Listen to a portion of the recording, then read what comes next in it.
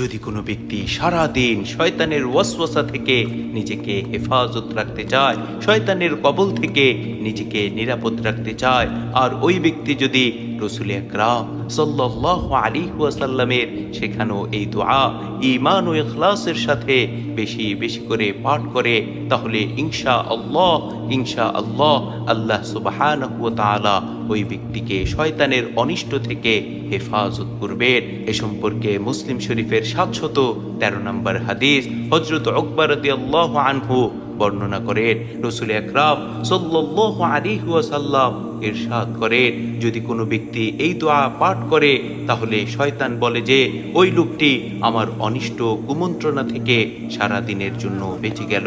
সেই দোয়াটি হচ্ছে আউযু বিল্লাহিল আযীম ওয়া বিওয়াজহিহিল কারীম ওয়া সুলতানিহিল কদীম মিনাশ শাইতানির রাজীম।